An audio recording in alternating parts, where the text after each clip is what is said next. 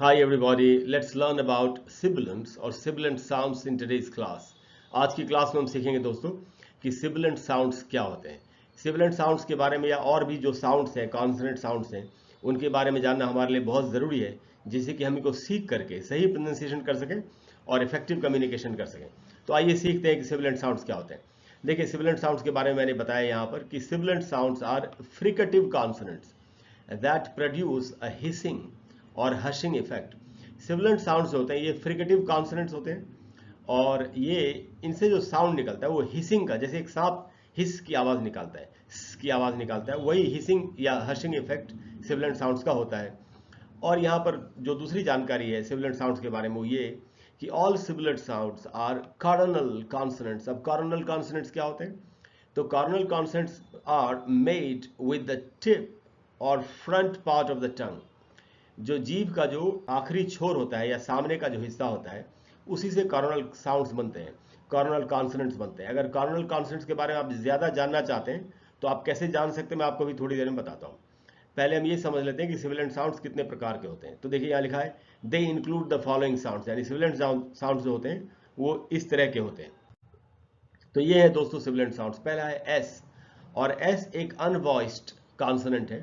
उसके एग्जाम्पल्स हैं यहाँ जैसे सी, स्टॉप या सीयू.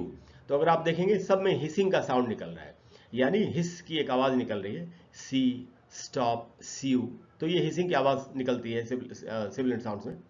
उसके बाद जो है दोस्तों वो है जेड, और जेड एक वॉइस्ड साउंड है, एक वॉइस्ड कॉन्सोनेंट है. और इसके एग्जाम्पल्स लिखे यहाँ पर जैसे जू, जिंक, प्राइज, क्रेजी, बज, क्विज, सब में हिसिंग का साउंड है.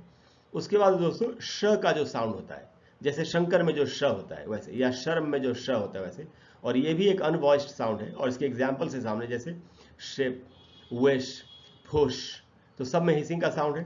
उसके बाद है ज का साउंड. ज एक वॉइस्ड साउंड है और ज को वैसे ही बोलना चाहिए जैसे हम लोग श बोलते हैं, वैसे ही मुंह के अंदर सिचुएशन करके बोलेंगे ज. और ये एग्जाम्पल्स हैं जैसे इन वर्ड्स में पढ़ेंगे इनको, मेजर या प्लेजर या विजन, तो ज भी एक सिबिलेंट साउंड है.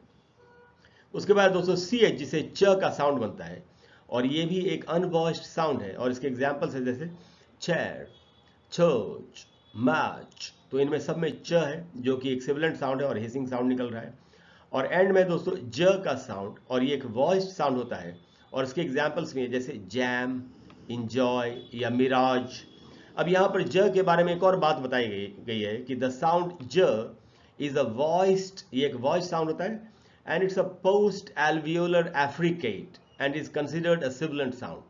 तो अभी देखिए मैंने अभी बताया था पहले कॉर्नल साउंड्स, और फिर अब मैं यहाँ पर लिख रहा हूँ पोस्ट एल्वियोलर एफ्रिकेट. अगर आप ये सब टर्म्स सीखना चाहते हैं तो मेरे चैनल पर मेरी एक प्लेलिस्ट है, उसका नाम है प्रोनाउंसिएशन एंड फोनेटिक्स. उस प्लेलिस्ट में जाकर के आप वीडियोस देखिए.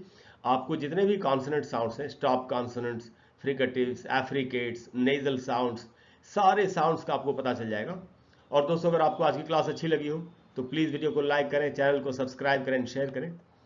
Thank you very much for all your love and support. I'll see you in the next video with a new information. Thank you very much. Bye bye.